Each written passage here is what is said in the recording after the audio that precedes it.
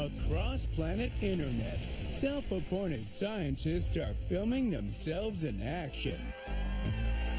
These internet heroes are doing bizarre experiments, making extraordinary inventions, and creating amazing scientific stunts. We've gathered a team of top science brains to analyze just how they do it, why they do it, and choose the very best. It's science, but not as you know it. So don't even think about trying this at home. These are outrageous acts of science.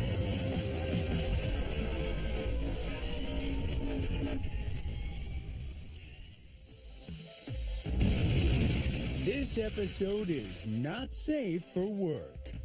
We're throwing caution to the wind as we celebrate online legends who turn their jobs into incredible science experiments.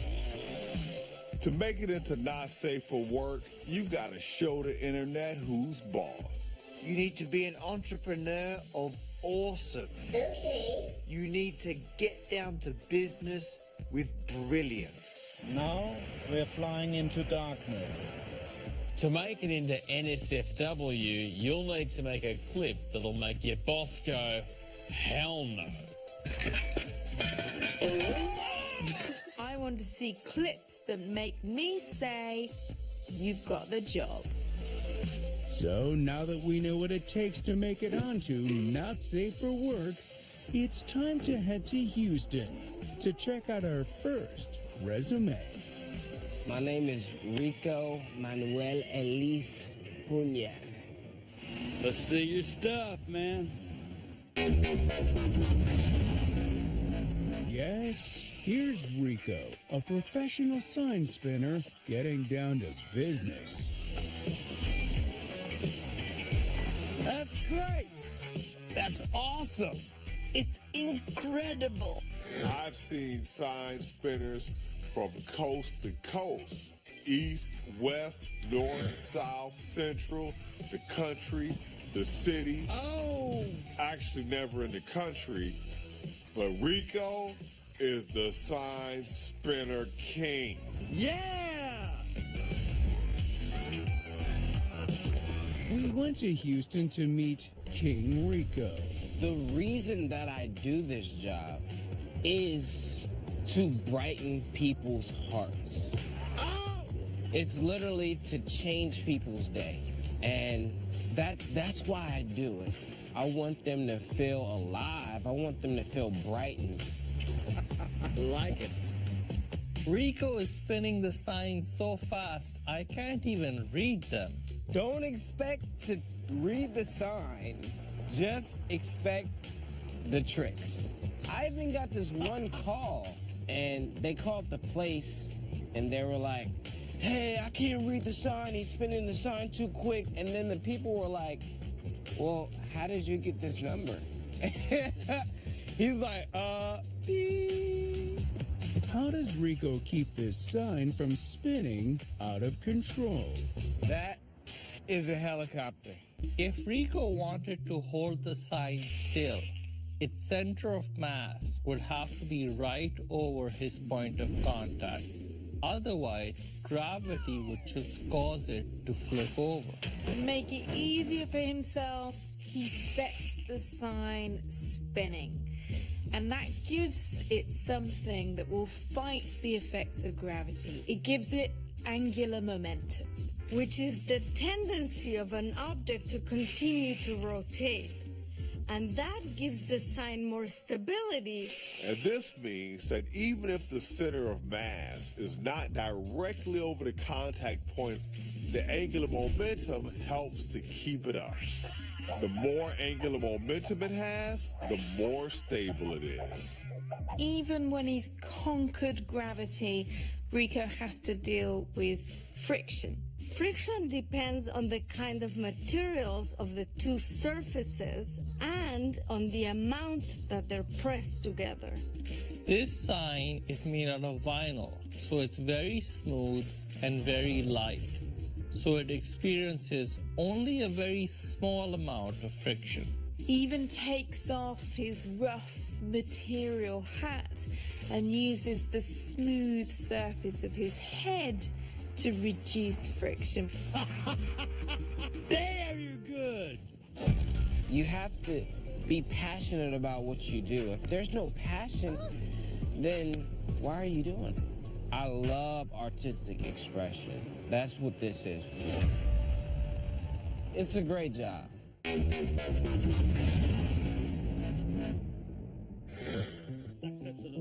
These are work pants.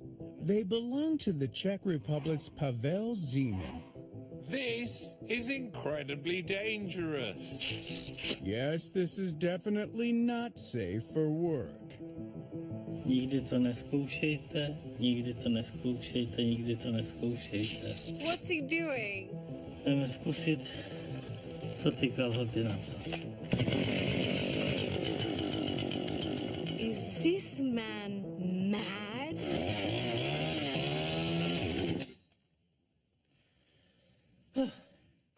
He's okay. How do these pants prevent a Czech Republic chainsaw massacre? The secret to Pavel's survival is down to the pants. Underneath the green layer, there are 8 tightly packed layers of plastic fibers.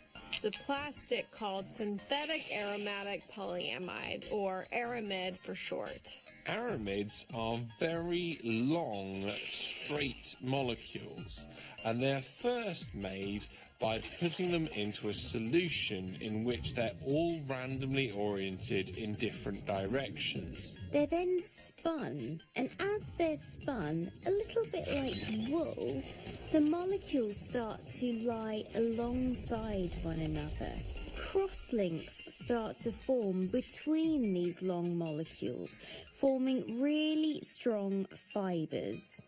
In fact, the pulling or the tensile strength of the aramids can be over 8 times that of steel wire, making them very difficult to break. Co nás zachránilo, je tohleto. The fibers don't break, but instead get pulled up into the chainsaw mechanism. They end up jamming the sprockets of the turning wheel, stopping the chain in less than 1 revolution. I love Pavel because he has full faith in the chemistry and he has proven these really do work. And while Pavel heads off to buy a new pair of pants, we move on to number 18. Jill, ciao.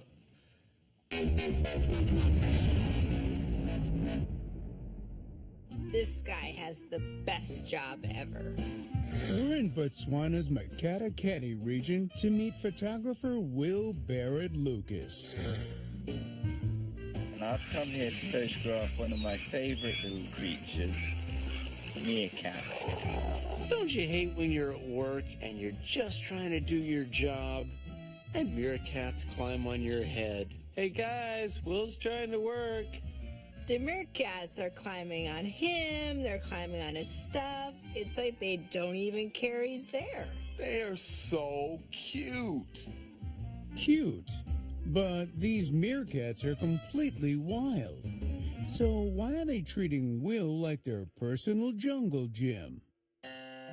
Meerkats are small social mammals that live together in groups of up to 50 individuals called mobs. Every meerkat in the mob has its own role.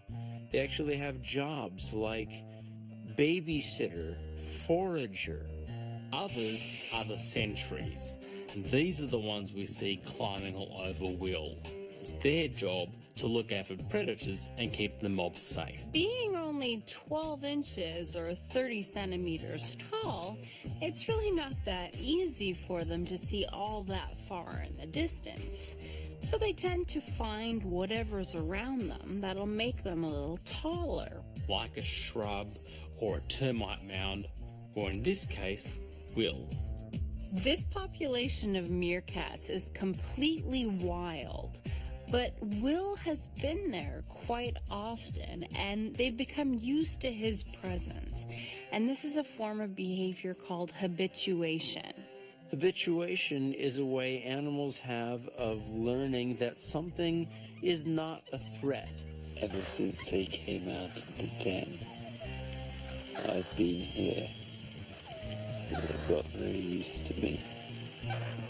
Instead, they see him as an opportunity to climb something and look for predators.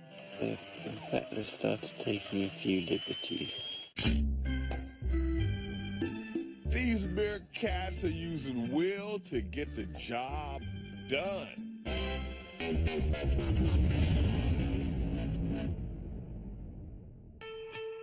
Being a professional soccer player sounds like a dream job.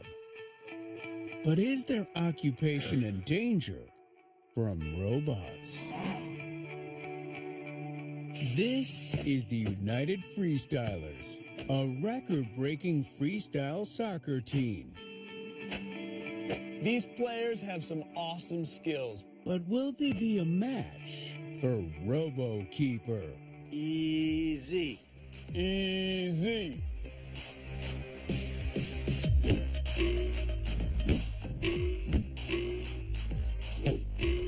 And the MVP goes to the robot. Why is RoboKeeper seemingly unbeatable? Positioned behind the goal are two cameras that are each capable of taking 90 photographs a second. If a ball always followed a straight line path through the air, RoboKeeper would only need to take 2 images in order to compute its trajectory. But that's just not the case. The ball can curve in space. For this reason, RoboKeeper needs to capture 5 images of the ball in motion to be able to compute its trajectory. It takes RoboKeeper just 0.05 seconds from the ball being kicked to work out where it needs to be. The motor on the RoboKeeper is so powerful, it can accelerate the tips of the fingers to 33 miles an hour or 53 kilometers an hour in 70 milliseconds. That makes it pretty unbeatable. I always thought some jobs could never be automated. What's next after footballer? TV presenter? Never, Helen. Oh, it's the end of their shift for these guys. But coming up, we meet hard-headed construction workers, a coffee break escape artist, and a crash-happy drone. Drones will change how people work.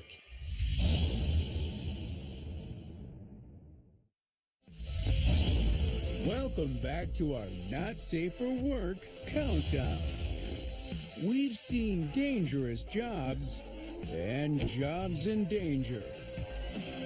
But at number 16 is a drone that could save lives.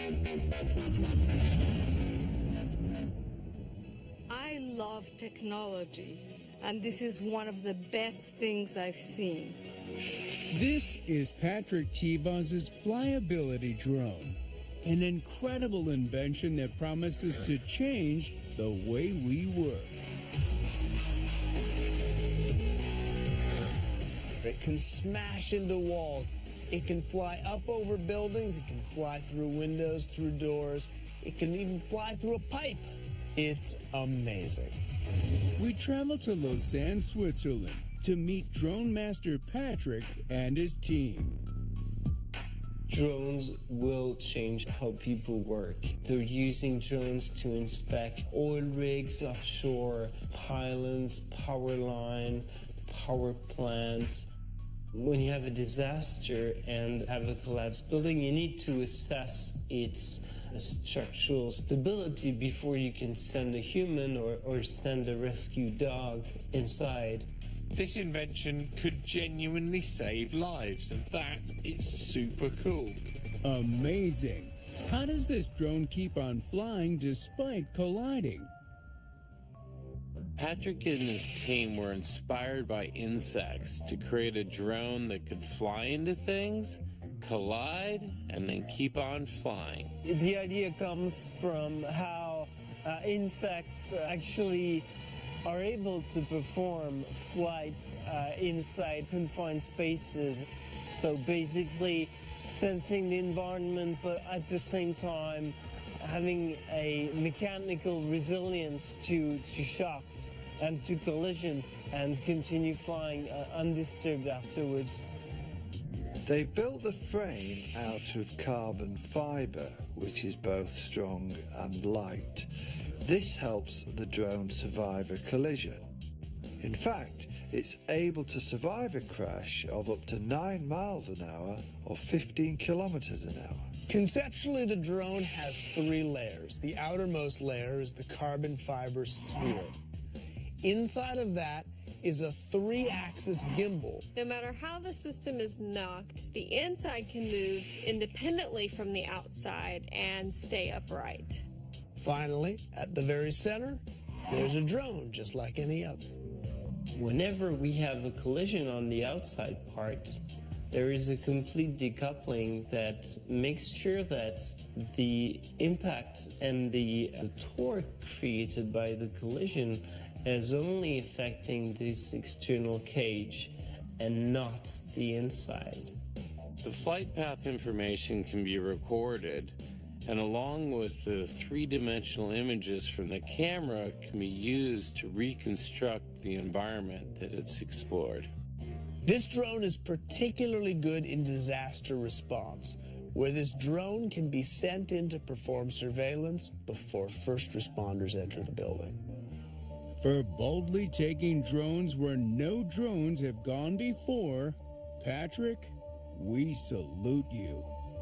Good job, drone.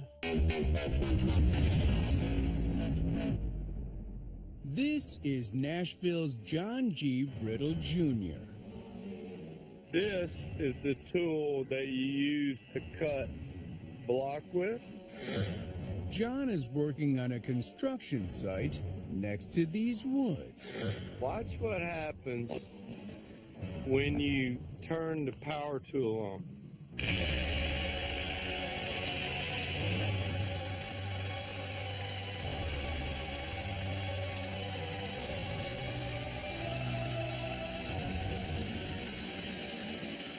Look, this is how this works.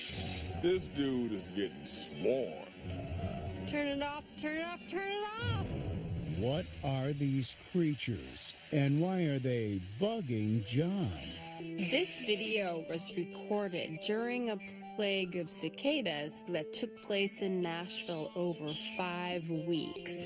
This is cicada love fest going on. With 10 million cicadas emerging, you can imagine the sound was almost deafening. A male cicada has a pair of organs called tymbals, which are a membrane that it can buckle, producing clicking sounds. It can do this 300 to 400 times per second, making their very distinctive noise. The vibrations made by the angle grinder are actually quite similar to the vibrations made by male cicadas. So the ones that are on John have flown there because they think they're flying towards a potential mate. Look, this is how this works. In this environment, those tools are not safe for work. Bye. All across the world, workers are trying the Hard Hat Challenge. But it's harder than it looks.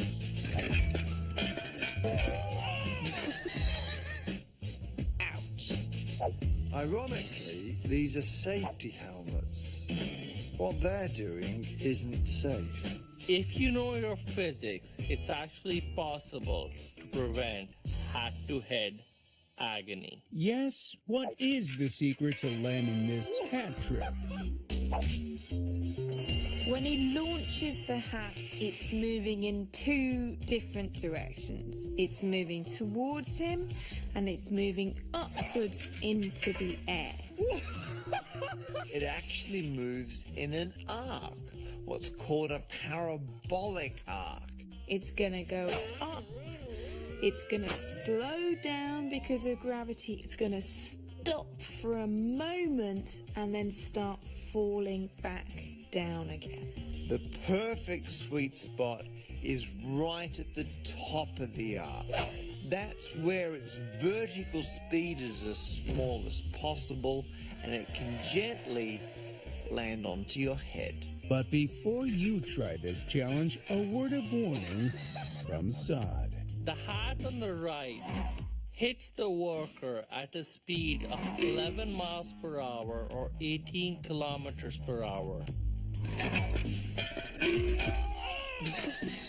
Which means it's going fast enough to fracture his skull. So don't try this at work or at home.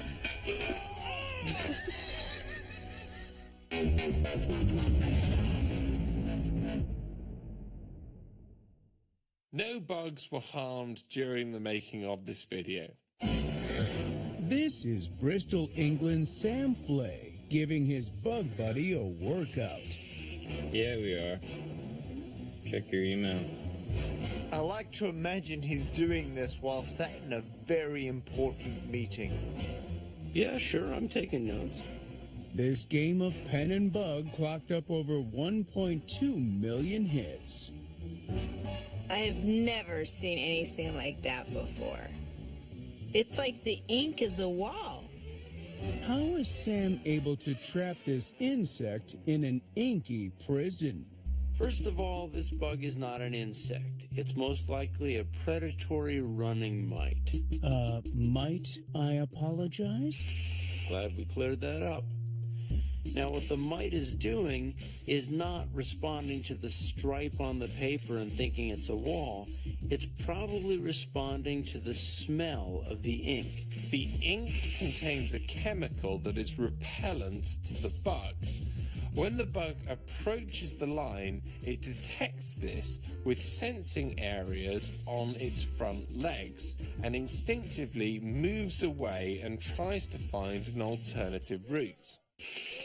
This response seems to only be activated when the ink is wet, because the mite doesn't seem to have any problems crossing lines that have already dried. Interestingly, ballpoint pen ink has been found to have the opposite effect on other types of bugs.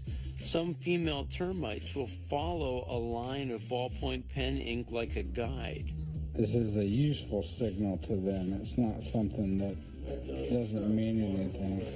This is because the drying agent in the ink, 2-phenoxyethanol, is chemically similar to the trail pheromone of termites, which is dodecatriene-1-ol. Thanks for clearing that up, Alistair. Sort of. So far, our workers have shown skill, dedication, and some patience. But coming up is a clip to eclipse all others. Now we're flying into darkness.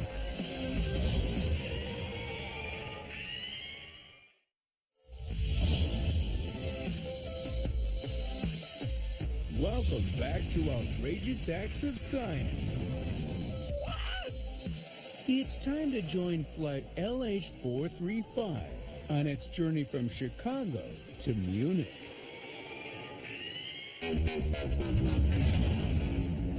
Meet pilots Frank Brotman and Matthias Winkelmann. They're planning a little detour over Iceland. Today's flight is going to be unique. Yes, one perk of being a pilot is chasing a total eclipse of the sun. This is when a detour's totally worth it. Now we're flying into darkness.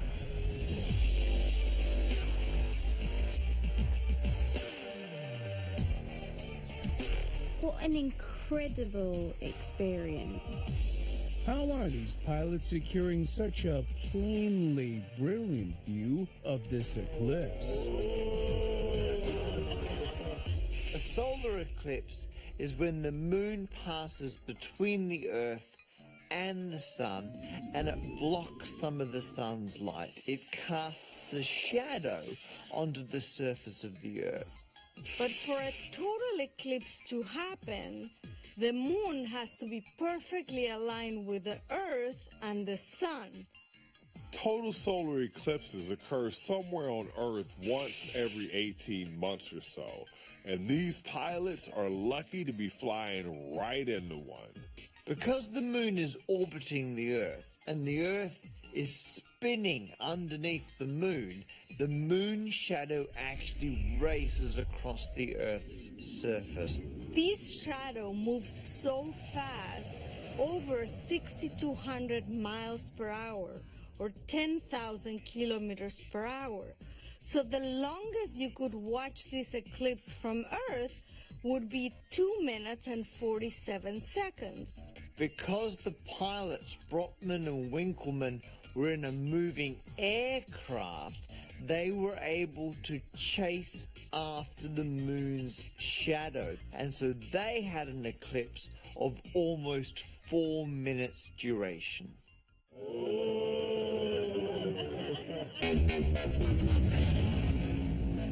On to Oklahoma now for some sweet science. I have never seen marshmallows that big. Whoa. That was a real surprise. This is Corey Capps and some colleagues taking a marshmallow break. This is what they should have used in Ghostbusters to kill the Marshmallow Man. Why did these marshmallows go from this to this? Whoa! He's turned this jar into a makeshift vacuum chamber. He can turn the right valve to suck the air out and the left valve to let air in. The reason why marshmallows are soft and springy is because they're filled with little pockets of air. This air trapped inside is normally at atmospheric pressure. But when Corey puts them inside his vacuum chamber, he sucks the air out and reduces the pressure. The air outside the marshmallow is now at a lower pressure than the air inside the marshmallow, so it starts to expand to equalize the pressure. The force experienced on the side walls of the air pockets becomes too much, and some of them burst. So that's what happens when you supersize a marshmallow. But why did they end up super small? Then they become tiny.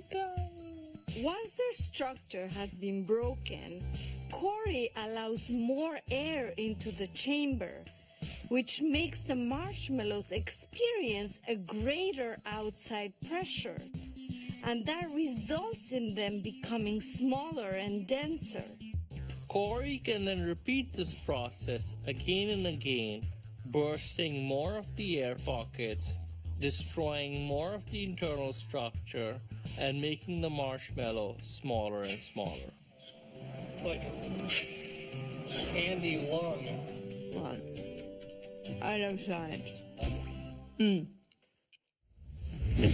We've seen our internet stars taking breaks from their work to show us some cutting-edge science.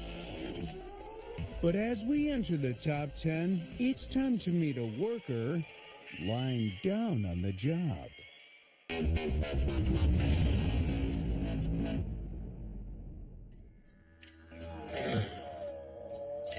This is Ben Nalen in the Australian outback. What in the world is going on here? What is he doing? Don't worry, guys. Ben is trying out an ancient Aboriginal technique to attract emus. Emus are slowly walking over. I don't really understand how it's working. Why are Ben's antics attracting these birds? By bicycling his legs in the air, he starts to pique their interest. This is because emus are very curious animals, and they're interested in this weird peddling thing. The reason emus are so curious is because they're generalist feeders. They'll go anywhere and pretty much eat anything, which is great in such a harsh environment. In that kind of place, it's good to have options.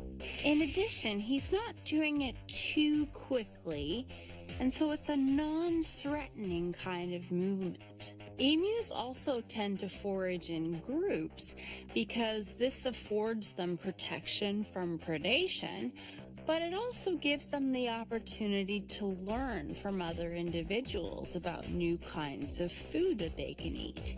And so this is why when one of the emus starts going towards Ben, all the other ones go along too.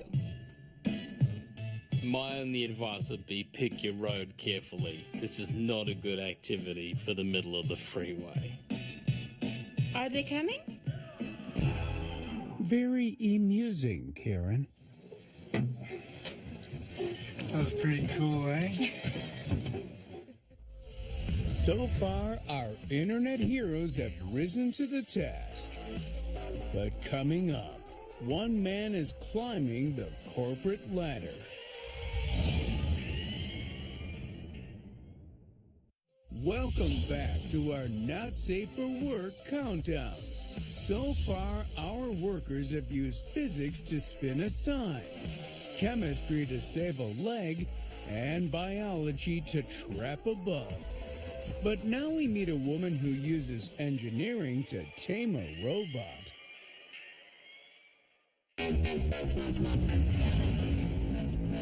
Time to get industrial.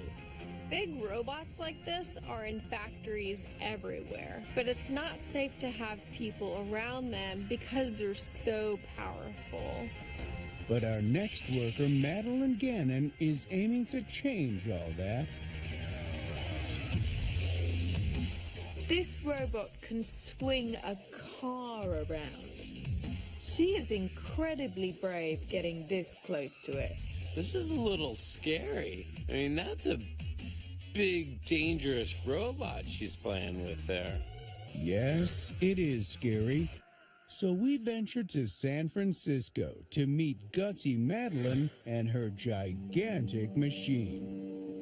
These machines are currently blind to their environment, so I think if we want to take these out of factories and bring them into live environments like film sets or construction sites or laboratories, they need to have some awareness of the random objects that are moving through its space.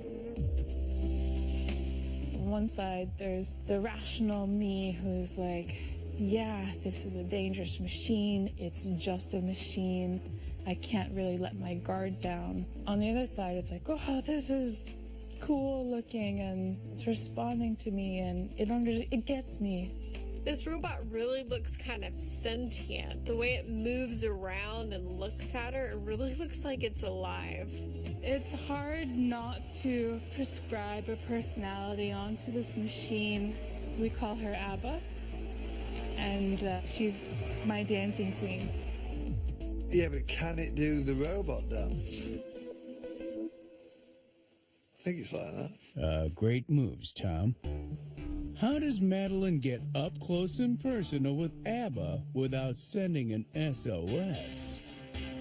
Madeline has given this robot eyes using a motion capture system. A series of 10 high-resolution motion capture cameras are positioned all around the workspace, meaning the robot can see as much as possible.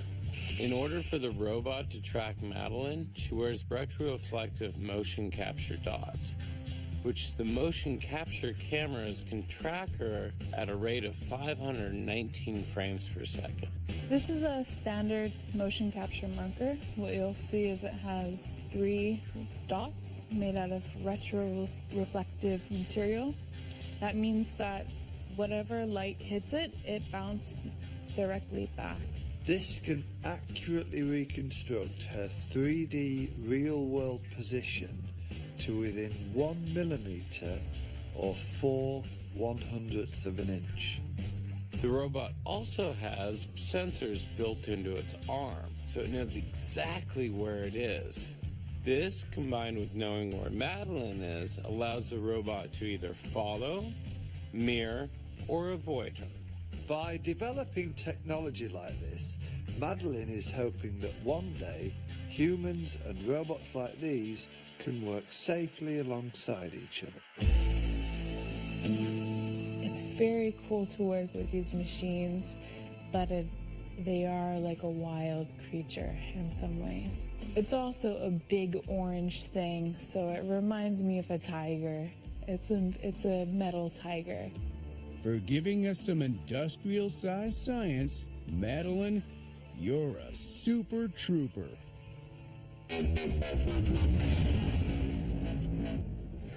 This Indian porter is using his head to get the job done. What does occupational health and safety have to say about that? It's absolutely bike on his head, but then he climbs a ladder.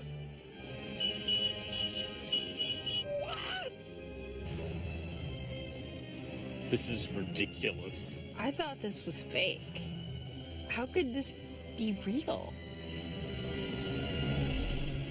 How can a man climb a ladder with a motorcycle on his head? It takes 4 men just to lift this motorbike onto this guy's head. Once it's there, the entire mass is supported by his spine. The spine is made up of a column of alternating bones called vertebrae and fibrous intervertebral discs. The fibrous discs cushion the force and distribute it across the next vertebrae. This system is able to absorb and distribute the compressive forces of the motorbike on his head. In fact, the spinal system works so well that in theory he could actually carry a much heavier motorbike.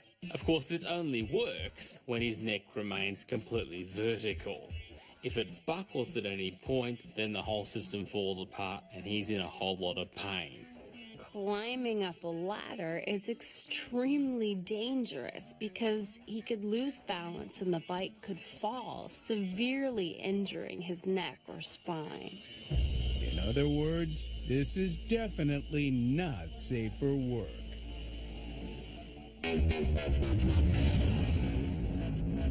Unloading concrete pipes is a slow, laborious process using a ramp.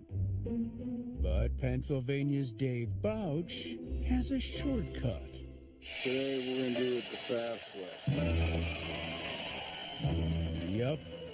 Here's the speedy way to unload your unwanted concrete pipes. That's one way to cut corners at work. He's doing it his own way. These guys proving that once again, it is laziness that motivates innovation. And that's how not to unload concrete pipe. How did Dave ramp up this process without a ramp? These guys must know their physics, because to get the job done, they're using inertia. Now, inertia is an object's resistance to a change in motion. That means if it's still, it wants to keep still. If it's going in a certain direction, it'll keep going in that direction until an outside force acts upon it. Once they start moving, inertia means that the pipes just want to keep on moving. So when the truck slams on the brakes, the truck stops, but the pipes keep moving. And there's nothing at the end of the truck to stop them. No force to stop them falling straight off. All the truck has to do is drive out of the way and give them enough space to fall onto the ground. He says it's the fast way to do it. have a feeling it's also not the right way. And that's how not to unload concrete pipe. So far, we've seen porter power, pilot perfection, and industrial ingenuity. But coming up, it's time for our workers to really break a sweat. Ugh.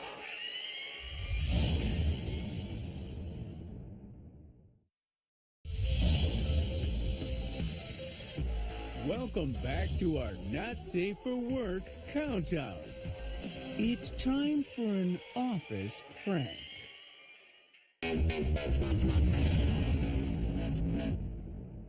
Toronto, Canada, where a swine flu epidemic is the water cooler topic. This one was really funny.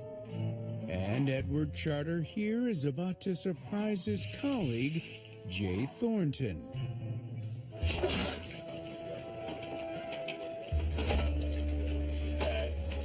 Well, why don't you come over here and look at my screen? There's liquid all over the screen. Do you guys see that? This clip is NSFW, not sanitary for work. Can you imagine if this was real? It's covered. I'm not joking. I'm so angry. We're in Toronto to check up on Jay's recovery. The reason that they played this prank on me is because H1N1 flu is going on. People were being told to go home if they felt sick, and posters were being put up. It was quite a concern. It's covered. I'm not joking. Even though some people might like to be covered by someone else's mucus, I'm not one of those people. I was furious. That's the worst thing that's happened to me in like 5 months. And then the way I react is pretty typical. Whenever I get extremely angry, I smile a lot and I get a bit uptight. Like honestly, I felt it all over my hands. It probably took a few minutes until they actually showed me the water bottle, and at that point I thought it was pretty funny. To make this really convincing, he's actually made himself sneeze. How is Ed able to sneeze on demand? Bless you. He does this by tickling the inside of his nose with a tissue. And what he's doing is triggering his trigeminal nerve. The trigeminal nerve sends a signal to the sneeze center in the brain. This send tells the muscles of the body to contract rapidly, expelling air through the nose and mouth and removing the irritant.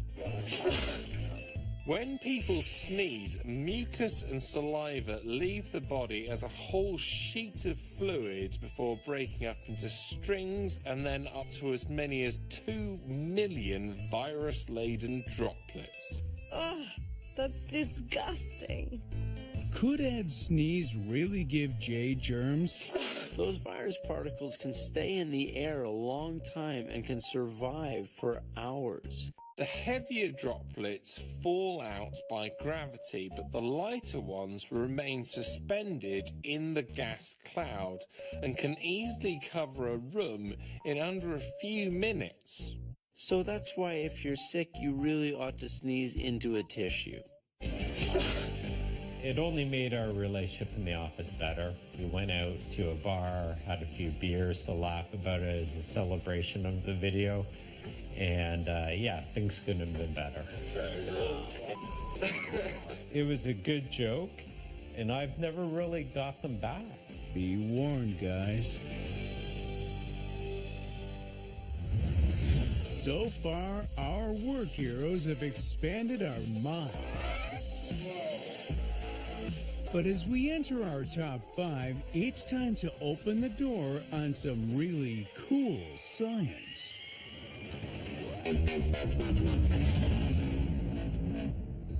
Antarctica holds the record for being both the coldest place ever recorded on Earth and also the place with the strongest winds.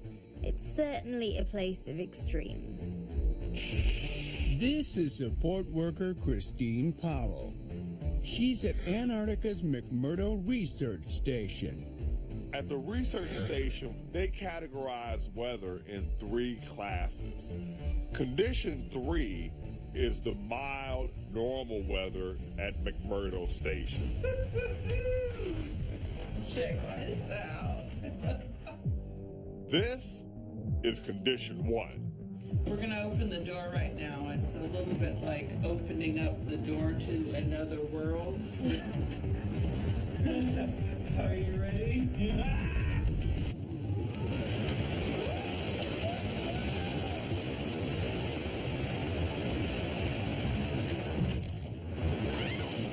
Yes, condition 1 means temperatures lower than minus 100 degrees Fahrenheit. And wind speeds over 115 miles per hour. It's a little bit blowy out there right now. Christine opened the door to 3.8 million views online. But why is this weather so bad? Christine is witnessing these conditions because of Antarctica's geography. The sun never really rises much above the horizon, and in fact, where Christine works, it's in darkness for over 4 months of the year. Antarctica is even colder than the Arctic. That's because the Arctic is at sea level, but Antarctica is at 9,000 feet. And at higher altitudes, it's colder. At the centre of Antarctica is a high point called the Polar Plateau. Here, air that is in contact with the surface of the ground is continually cooled. This colder, denser air flows from this high altitude area and picks up speed as it makes its way towards the coast. These winds are so fierce that they've actually been given their own name, which is the katabatic winds. And that's what Christine is witnessing at this station. These extreme conditions only occur about 3 to 4 times a year. So we're happy that Christine shared them with us online.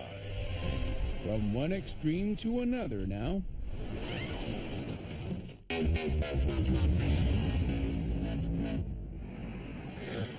We're in Arizona, where Adam Clement is emptying his boots.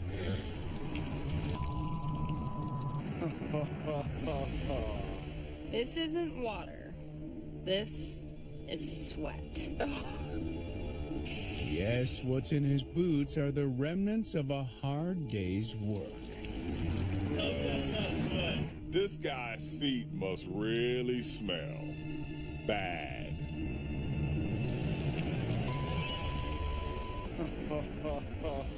Why is Adam so sweaty?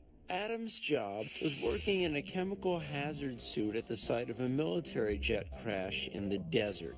He's outside in this suit that is impermeable to liquid to protect him from chemicals. Normally in those conditions, your body would sweat in order to cool you down. The problem for Adam is that his sweat can't evaporate.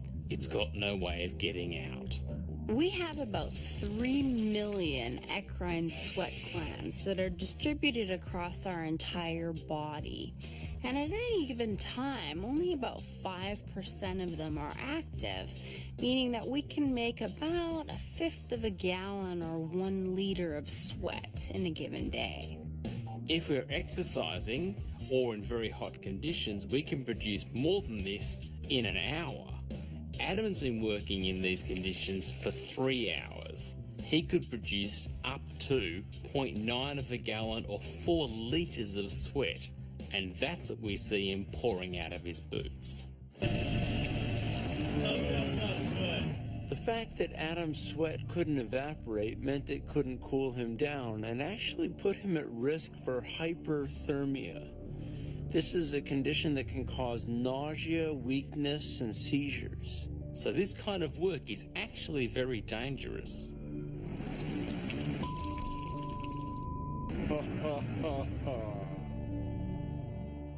Coming up, it's time to crown our top worker.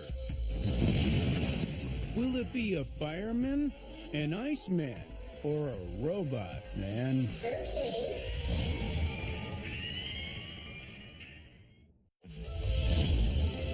Welcome back to our Not Safe for Work countdown. We've seen robots and humans work in perfect harmony. But now a robot that likes to think for itself. Do you have a name? Yes. My name is Dempster. Sit down. Okay. We're in the Human-Robot Interaction Laboratory at Tufts University, Massachusetts. Up to this point, you've had to program a robot to get it to do what you want. Now, you just have to ask it. Stand up. Okay. This is AI in action. Walk forward. Sorry, I cannot do that as there is no support ahead. Surely the last thing you want from a robot is disobedience. Walk forward. But it is unsafe. How does Dempster know when to say no? For the robot to be able to obey these commands, it first must understand the commands. And so, voice recognition software turns the operator's speech into something the robot understands. This software has been in development for over a decade. That's because speech is incredibly complex and hard to decode. We don't always say exactly what we mean, and we could say the same thing in many different ways. Mateus and his team have tried to get the robots to follow basic human reasoning by getting the software to run through 5 questions. Do I know how to do what you've asked? Am I able to do what you've asked? Am I physically able to do that now? I cannot do that as there is no support ahead. Does the instructor have the authority to give me that command? And finally, would I break any rules by doing that? If one of the answers is no, rather than do nothing, it will explain why it can't do what it has been asked. Walk forward. But it is unsafe. The instructor may then do something that will allow the robot to proceed. I will catch you. Okay. As we move into a world of self-driving cars and autonomous drones, work like this is important because it asks the question, in a life or death situation, would you rather trust a human or a robot?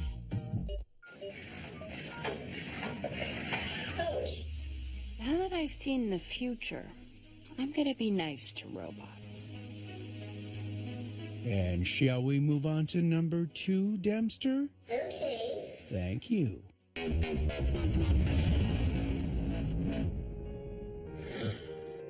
We're in Ohio for a demo in fire safety.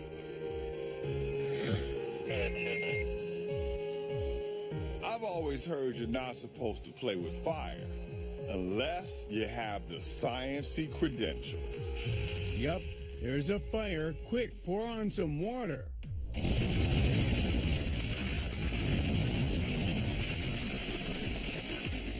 Boom! Explosions! Oh, good times.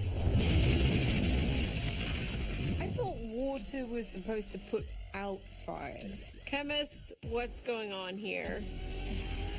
What makes this explosion so dramatic? This is no ordinary fire.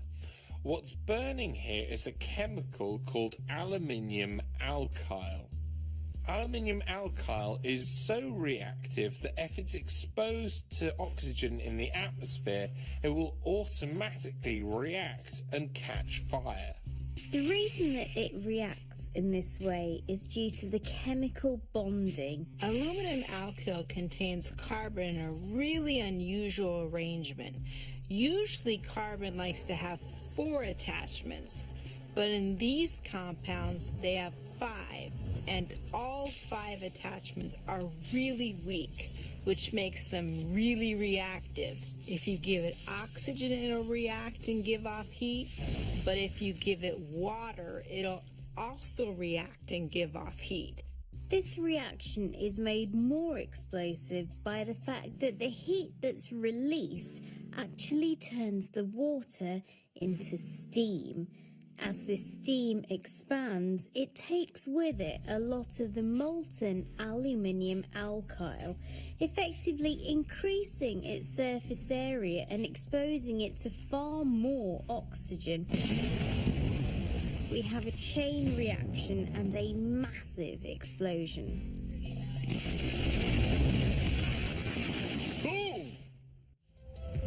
So far, our workers have used science to pay the bills. But at number 1 is the boss of bosses, an Englishman who's carved his way into the top spot by turning ice into cold, hard science. This is the UK's Jack Hackney, who was challenged by a car company to make ice wheels. These guys have to be number 1 because they've made something we've never seen before. Yes, this is really cool.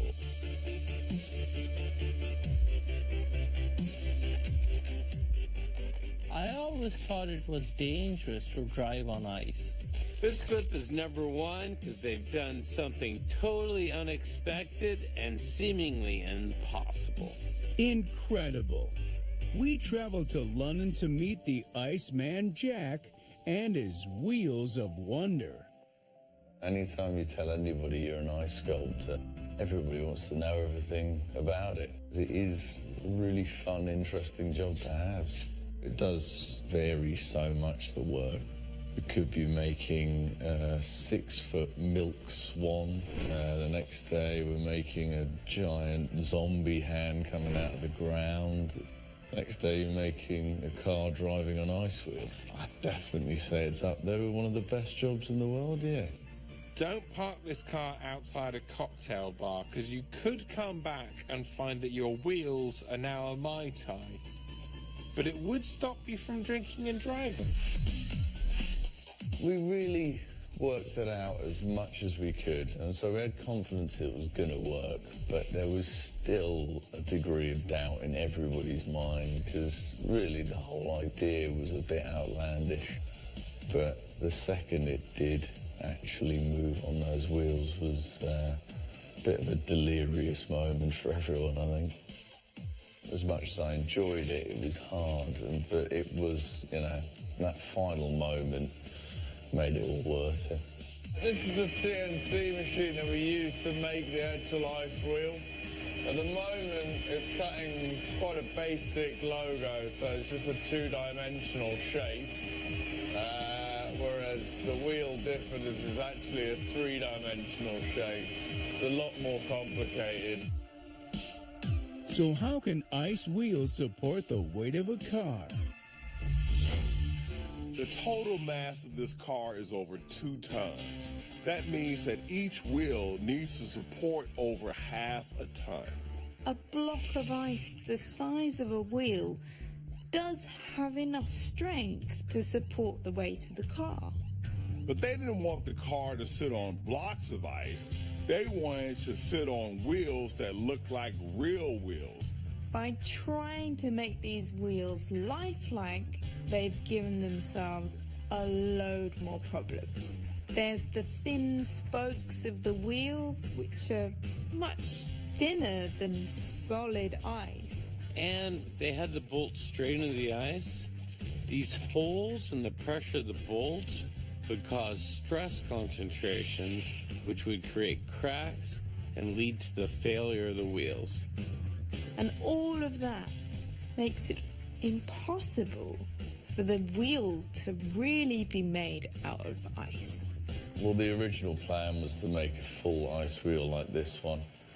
But obviously, as you can see, it's quite delicate in the centre, so we actually used 2 facades of ice that clad onto this acrylic rim. This way, the acrylic was carrying the bulk of the load of the car. In fact, acrylic's compressive strength can be 10 times stronger than that of ice. And obviously it was crystal clear, so you barely noticed it was there in the final shot, which was great. You could say they're cheating, but I think they've taken some brilliant physics and used it to create an incredible spectacle. Nice job, guys. As much as we got the job to work, it wasn't really the most efficient car, I think, with the ice wheels. I think your braking distance might be quite far. This has to be number 1, because there is nothing safe about having ice wheels. This clip is number 1 because it's iced the competition. Thank you for making me number 1 of not safe for work. And while Jack picks his trophy out of the ice, we say keep cool until next time on Outrageous Acts of Science. Yeah.